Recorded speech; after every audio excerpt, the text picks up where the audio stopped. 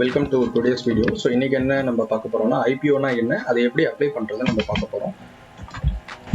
So எதுக்கு ஒரு private company ஒரு பப்ளிக்காக லிஸ்ட் பண்ணுறதுக்காக ஈக்விட்டி மார்க்கெட் வராங்கன்னா, ஸோ 3 மேஜர் ரீசன்ஸ் நான் இங்கே லிஸ்ட் அவுட் பண்ணியிருக்கேன். ஒன்று வந்து அவங்களோட கேபிட்டலை இன்க்ரீஸ் பண்ணுறது ஃபார் பிஸ்னஸ் எக்ஸ்பென்ஷன், அண்ட் புதுசாக ஒரு நியூ வெஞ்சர்ஸ் ஏதாவது தொடங்கணும்னா அவங்களுக்கு கேபிட்டல் தேவைப்படும். ஸோ அதுக்காக ஐபிஓ வரலாம். இன்னொன்று அவங்களோட எக்ஸிஸ்டிங் டெப்த்தை வந்து குறைக்கிறதுக்காக அவங்க ஐபிஓ வரலாம்.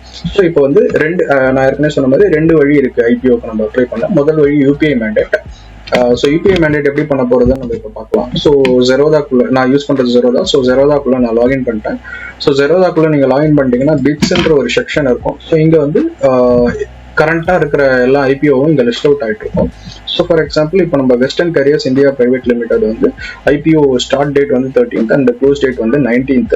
ஸோ இப்போ இன்னைக்கு வீடியோ ரெக்கார்ட் பண்ணுறச்சா இன்னைக்கு டேட் வந்து 19th. ஸோ இதில் நம்ம இப்போ அப்ளைன்ற ஆப்ஷனை நம்ம கிளிக் பண்ணோம்னா இங்கே யூபிஐ ஐடின்ட்டு மேலே காட்டும். ஸோ நம்ம இங்கே கரெக்டான யூபிஐ ஐடி இங்கே கொடுத்துட்டு நம்ம இங்கே சப்மிட் கொடுத்தோம்னா நம்ம யூஸ் பண்ணுற நம்ம ப்ரொவைட் பண்ண இந்த யூபிஐ ஐடிக்கு அந்த யூபிஐ ஆப்புக்கு ஒரு யூபிஐ மேண்டேட் ஒன்று வரும். அதை நம்ம ஆத்தரைஸ் பண்ணணும். இதில் என்ன ஒரு இதுன்னா, இப்போ இன்னைக்கு ஐபிஓ க்ளோஸ் டேட்ன்றதுனால இன்னைக்கு 5 PM இந்த யூபிஐ மேண்டேட்டை நம்ம வந்து அப்ளை பண்ணிடணும். அதுதான் இதில் ஒரு கேட்ச். ஸோ இது வந்து நம்ம கைட் ஆப்லேயும் பண்ணலாம், கைட் வெப்லேயும் இதே ப்ராசஸ் தான். இதை வச்சு நம்ம பண்ணிடலாம். இதை வந்து நம்ம ஏற்கனவே சொன்ன மாதிரி க்ளோசிங் டே 5 PM இந்த யூபிஐ மேண்டேட்டை நம்ம அக்செப்ட் பண்ணிடணும்.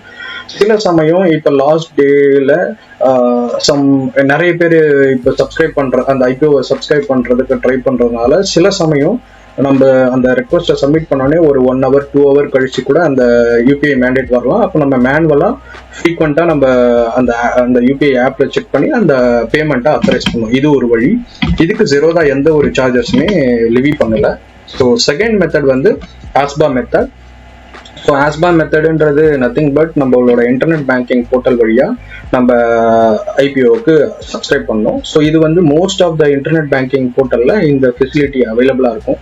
ஸோ இது எந்த வகையில் அதுக்கு யூபிஐ மேண்டேட்டை விட இது அப்பாற்பட்டதுன்னா, ஸோ இது வந்து நம்ம இமிடியேட்டாக நம்மளால வந்து ஒரு ஐபிஓக்கு சப்ஸ்கிரைப் பண்ணிட முடியும். இன்னொன்று வந்து நம்ம வச்சிருக்க பேங்க் அக்கௌண்ட்ல இருக்கிற அந்த அமௌண்ட் வந்து பிளாக் மட்டும்தான் ஆகும். ஸோ அதனால எந்த பேங்க் அக்கௌண்ட் நீங்க மெயின்டைன் பண்றீங்களோ அங்க என்ன சேவிங்ஸ் இன்ட்ரெஸ்ட்டோ அது உங்களுக்கு கண்டினியூவா வந்துட்டு இருக்கும். ஸோ அதுல எந்த ஒரு ப்ராப்ளமே இல்லை. இன்னொன்று வந்து நீங்க இந்த டிமாண்ட் டைம்ல யூபிஐ மேண்டேட் சொல்லியிருந்தால ஒரு 2 மணி நேரம் 3 மணி நேரம் கழிச்சு கூட உங்களுக்கு யூபிஐ மேண்டேட் அந்த ரெக்வஸ்ட் வரும். அதுக்கப்புறம் நீங்க ஆத்தரைஸ் பண்ணணும். சில சமயம் வராமையும் போயிடும். ஸோ அந்த டைம்லலாம் நீங்க ஆஸ்பா மெத்தட் ட்ரை பண்ணீங்கன்னா உங்களுக்கு வந்து இமிடியேட்டா நடந்துடும். ஸோ நான் வந்து எல்லா ஐபிஓவும் இந்த ஆஸ்பா மெத்தட்ல தான் அப்ளை பண்ணுவேன். ஸோ பட் இது ஒரு இண்டிவிஜுவலுக்கு உண்டான இது. ஸோ அவங்க எது வந்து அவங்களுக்கு கன்வீனியன்ட்டா இருக்கோ அதை அவங்க சூஸ் பண்ணிக்கலாம்.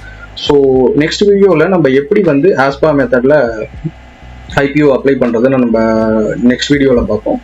ஸோ அடுத்தது என்னன்னா, எதுக்கு நம்ம ஐபிஓக்கு அப்ளை பண்றோம். So mostly majority of the people IPO apply பண்றது அந்த லிஸ்டிங் கெயின் காண்டி. ஸோ குயிக் வேல வந்து அந்த லிஸ்டிங் கெயினை ரியலைஸ் பண்றதுக்கு நம்ம ஐபிஓக்கு அப்ளை பண்ணலாம். இன்னொன்று வந்து நம்ம இப்போ ஃபார் எக்ஸாம்பிள் இப்போ ஜெரோதால நம்ம HDFC பேங்க் தான் லிங்க் பண்ணியிருக்கோம்னா, ஐபிஓ வந்து நீங்க எந்த பேங்க்ல இருந்து, உங்ககிட்ட ஆக்சிஸ் பேங்க் இருக்கலாம், இல்ல HDFC பேங்க் இருக்கலாம், இல்ல ICICI பேங்க் இருக்கலாம். ஸோ உங்களுக்கு எந்த பேங்க் உங்க நேம்ல இருக்க எந்த பேங்க் அக்கௌண்ட்டை வச்சு வேணா உங்களால நீங்க ஐபிஓவை சப்ஸ்கிரைப் பண்ண முடியும். இன்னொரு இன்கேஸ் அன்சக்சஸ்ஃபுல் உங்களுக்கு அலாட்மெண்ட் கிடைக்கல அப்படின்ற பட்சத்துல அந்த அமௌண்ட் ஃப்ரீஸ் ஆன அமௌண்ட் வந்து அன்ஃப்ரீஸ் ஆயிரும் ஆட்டோமேட்டிக்கா. ஸோ இதுக்காண்டி நம்ம எதுவும் ஃபாலோ பண்ண தேவையில்லை. So usually within a week நம்ம ஃபண்ட் வந்து அன்ஃப்ரீஸ் ஆயிரும் இன்கேஸ் நம்மளுக்கு அந்த அலாட்மெண்ட் கிடைக்கலன்னா. இன்னொன்று வந்து இது என்னோட பர்சனல் எக்ஸ்பீரியன்ஸ்ல சொல்றேன். இப்போ for example IDFC first bank வச்சிருக்கேன். ஸோ அதில் மினிமம் ஆவரேஜ் பேலன்ஸே வந்து கிட்டத்தட்ட ஒரு 25,000 இந்த 30,000 நான் மெயின்டைன் பண்ணிட்டு இருக்கேன். ஸோ இப்போ இந்த 30,000 நம்ம எஃபிஷியண்டா இந்த மாதிரி ஐபிஓல நம்ம ஆஸ்பா மெத்தட்ல அப்ளை பண்ணோம்னா அந்த அமௌண்ட் ஜஸ்ட் பிளாக் தான் ஆகும். ஸோ அது நம்ம பேங்க் அக்கௌண்ட்ல தான் இருக்க போகுது. அதனால நம்மளுக்கு அந்த அமௌண்ட்டையும் நம்மளுக்கு எஃபிஷியண்டா யூஸ் பண்றதுக்கு இந்த ஐபிஓவை நம்ம ஆஸ்பா மெத்தட்ல ட்ரை பண்ணலாம். ஸோ இதுதான் இந்த வீடியோவில் நான் சொல்லணும்னு நினைச்சேன். ஸோ தேங்க்ஸ் ஆல் ஃபார் வாட்சிங் டு திஸ்.